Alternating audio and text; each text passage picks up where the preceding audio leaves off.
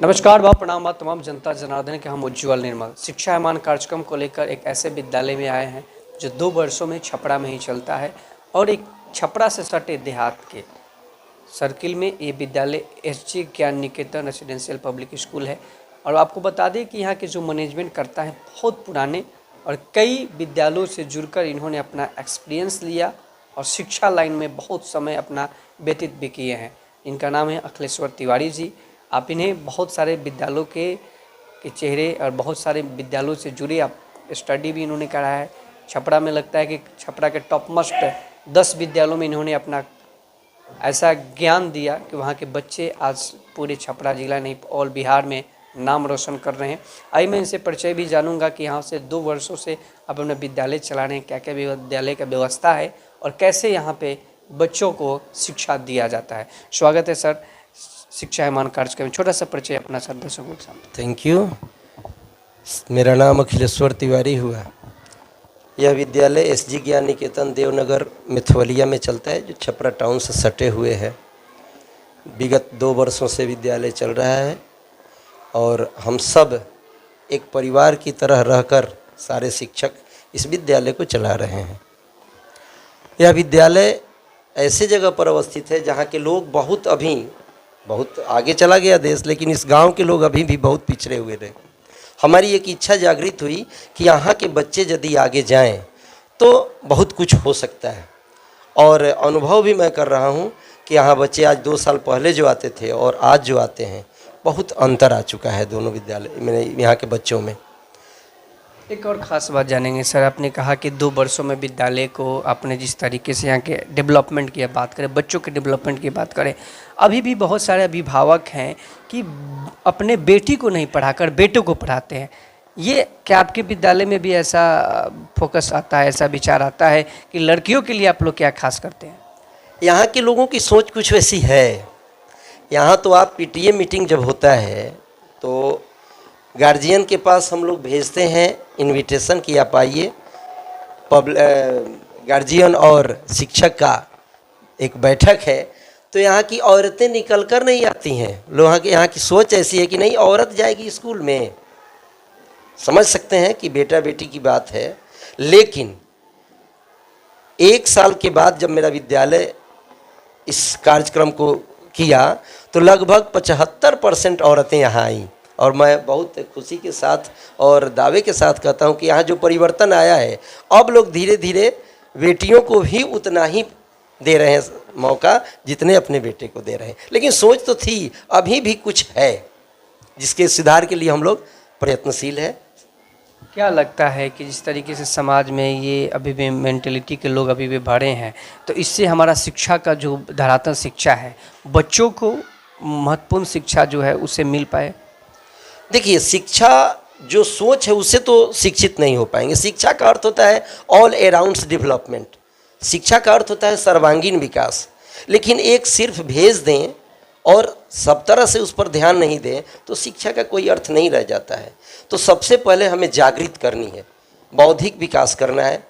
तत्पश्चात वो खुद समझ जाएंगे कि शिक्षा किस तरह से लिया जाता है, शिक्षा क्या होता है। शिक्षा के जब तक अर्थ नहीं समझेंगे, उनके मन में यह बात नहीं बैठेगी कि शिक्षा है क्या, सिर्फ बैग लेकर चला जाना यही शिक्षा है, तब तो यहाँ के विकास नहीं हो पाएगा। लेकिन यहाँ के अभिभावक को, बच्चों के साथ साथ यहाँ के अभिभावकों को भी पढ़ाना पड़ता है कि आप शिक्षा समझिए, बेटा बेटी दोनों एक है, उसे भी पढ़ाएं इसे भी पढ़ाएं, और तब जाकर उनका विकास होगा, देश का विकास होगा। सर बहुत सारे लोग, अभिभावकों को मैं भी देखा हूँ कि लोग सोचते हैं कि मैं एसजी ज्ञान निकेतन रेसिडेंशियल पब्लिक स्कूल में नामांकन करा दिया तो मेरा कोई अब भार ही नहीं रहा। ये अभी भी मेंटलिटी है। अब बच्चे यहाँ पे 4 से 5 घंटे पढ़ते हैं, घर पे 18 घंटा व्यतीत करते हैं बच्चे, लेकिन अभी भी अभिभावक अपने बच्चों को मोबाइल दे देते हैं। मोबाइल से, टेक्निकली चीज़ से बहुत सारे बच्चे डाइवर्ट होते जा रहे हैं। इससे क्या पड़ रहा है? मोबाइल से शिक्षा मजबूत हो रहा है कि बच्चे का जो विकास होना चाहिए वो रुक रहा है? देखिए, प्रयोग करने वाले पर डिपेंड करता है। मोबाइल न तो किसी को बनाता है न तो किसी को बिगाड़ता है। उसमें जितने सारे फंक्शन दिए गए हैं, यदि रामायण में बालकांड का एक 6ठा दोहा है कि जड़ चेतन गुण दोषमय विश्व किन्ह करतार संत हंस गुण गहि पय परिहरि वारी विकार। ठीक मोबाइल में अच्छाई भी है, तो जो जैसे लेना, बच्चे को ये पता नहीं है कि उसका अच्छाई क्या है और बुराई क्या है। और बच्चों की ये प्रवृत्ति होती है कि जहाँ मनोरंजक चीज़ देखकर नीचे की तरह जाना, इसलिए बच्चों के लिए लाभप्रद नहीं है। जब हम पढ़ाते हैं तो सारी चीज़ें देते हैं, फिर क्यों बच्चों को बाध्य करते हैं कि आप मोबाइल से समझ लीजिए। इसलिए बच्चों के लिए ये बोन नहीं है, ये वरदान नहीं है, अभिशाप है। बच्चे जितना मोबाइल देखते हैं कुंठित होते जा रहे हैं, दृष्टि दोष होती जा रही है, मानसिक कुंठितता होती जा रही है, इसलिए बच्चे उससे डेवलप में नहीं हो रहे हैं। वो तो अभी समझ ही नहीं पा रहे हैं कि इसका सदुपयोग कैसे होता है, दुरुपयोग क्या होता है, सिर्फ दुरुपयोग करते हैं। और जहाँ तक रही अभिभावक की बात, कि आज भी वो समझते हैं कि विद्यालय में, यहाँ के लोगों की बात है, समझते हैं कि विद्यालय में भेज दिए मेरा बच्चा पारंगत हो गया।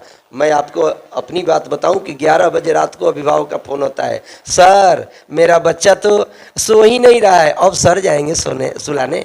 बच्चे के साथ हम इंग्लिश बताते हैं, हिंदी बताते हैं, हिंदी बोलना सिखाते हैं, अभी भी गार्जियन अपभ्रंश शब्दों का प्रयोग बच्चों के साथ करते हैं, जिससे बच्चों में वो क्वालिटी नहीं प्रफुल्लित हो पाती जो हम चाहते हैं देना।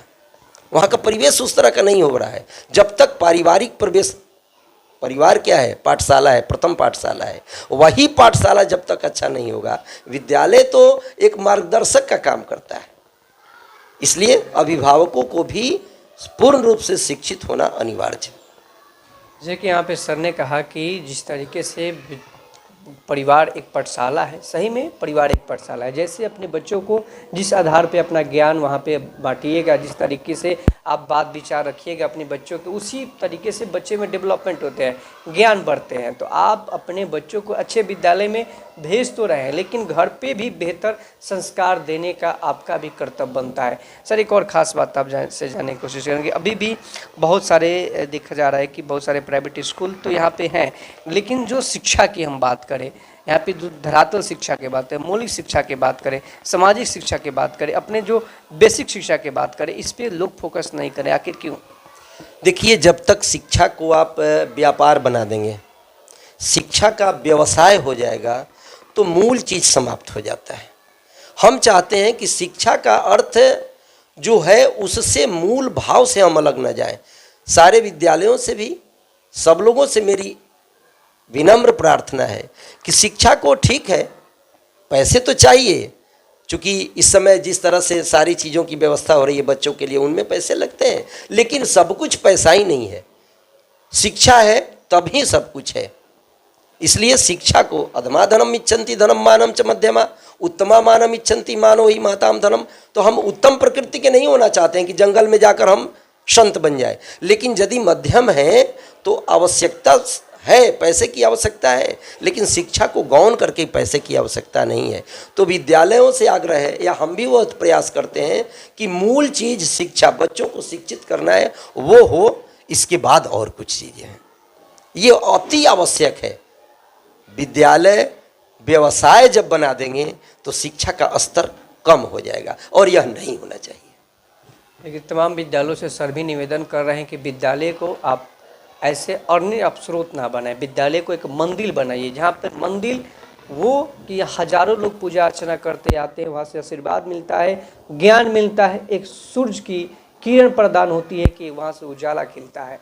तो आप सभी से एक अपील होगा कि आप सभी कहीं भी अपने बच्चों का भेज रहे हैं तो वहाँ की मैनेजमेंट की व्यवस्था को देखें, मैनेजमेंट कितना एजुकेटेड है, कितना वेलफेयर है आपके बच्चों के प्रति, अपने विद्यालय के प्रति, तब आप अपने बच्चों का भविष्य वहाँ पे सौंपिए। नहीं तो आप बड़ा बिल्डिंग देखकर आप वहाँ पे सौंप तो दीजिएगा, लेकिन वहाँ से अंधकार मिलेगा, प्रकाश नहीं मिल पाएगा। एक और सर आपसे जाते जाते यहाँ खास अपील क्या कीजिएगा ज्ञान निकेतन रेसिडेंशियल पब्लिक स्कूल की तरफ से तमाम यहाँ के मैनेजमेंट कर्ताओं को और यहाँ के जो भी अभिभावक हैं उन लोगों से क्या अपील करना चाहेंगे? हम सब लोगों से यही कहेंगे कि शिक्षा एक पूजा स्थल है, शिक्षण स्थल जो होता है पूजन स्थल होता है। इसे व्यवसाय न बनाकर इसे एक बौद्धिक विकास का माध्यम बनाया जाए। और अभिभावकों से यह अपील है कि आप बच्चों को विद्यालय भेजें, लेकिन अपने घर में भी वही माहौल बनाएं जो बच्चे हमारे अपभ्रंश शब्द का प्रयोग न करें, अपना स्तर न गिराएं और शिक्षा पर ज़्यादा ध्यान देते हुए, दोनों तादात्म्य है शिक्षक का और अभिभावक का। ये बच्चे हमारे बीच में हैं, हम दोनों जब ठीक रहेंगे तो हमारे आने वाले भविष्य भी ठीक होंगे और यह देश भी बढ़ेगा, विश्व का भी कल्याण इसी में छुपा हुआ है। शिक्षा एवं कार्यक्रम को लेकर अभी हम बात कर रहे थे एसजे ज्ञान निकेतन पब्लिक स्कूल रेसिडेंशियल, जो कि छपरा में ही मेहिया में स्थित है, जिनके डायरेक्टर हमारे अखिलेश तिवारी जी हैं। उन्होंने कहा कि तमाम विद्यालय यहाँ पे चल रहे हैं और शिक्षा को मंदिर बनाया जाए, क्योंकि मंदिर में अगर अच्छा पुजारी होंगे तो यहाँ पे शिक्षा भी आपको अच्छा मिलेगा, आशीर्वाद भी आपको अच्छा मिलेगा। तो अब तमाम अभिभावकों से भी निवेदन इन्होंने कहा कि आप मोबाइल बच्चों को दीजिए, लेकिन उसका उपयोग बच्चा किस आधार पे कर रहा है, कहाँ यूज कर रहा है, उस पर भी आपको नज़र रखना होगा। शिक्षा एवं कार्यक्रम को लेकर आपके छपरा शहर के हर विद्यालयों के साथ रूबरू करा रहे हैं। आप अपने बच्चों का अगर विद्यालय में एडमिशन नामांकन कराना चाहते हैं तो यहाँ पे मेहिया में बहुत ही अच्छा ये विद्यालय है, एसजे ज्ञान निकेतन पब्लिक स्कूल, जो कि यहाँ पे इनके डायरेक्टर अखिलेश्वर तिवारी जी हैं। आप अपने बच्चों का यहाँ पे नामांकन करा सकते हैं और किसी भी प्रकार की कोई अगर आपको इस विद्यालय के प्रति संदेह है, विचार है, बिल्कुल आप कमेंट कर सकते हैं और डायरेक्ट आप मैनेजमेंट से भी मिल सकते हैं। एपिसोड आपको कैसा लग रहा है बिल्कुल आप कमेंट करके बताएं और ज़्यादा से ज़्यादा शेयर करें, ताकि यहाँ की छपरा की शिक्षा को मजबूत किया जाए और आपके बच्चों का भविष्य बेहतर किया जाए। जय हिंद, जय भारत। निर्मल के साथ स्वस्थ रहें, सुरक्षित रहें।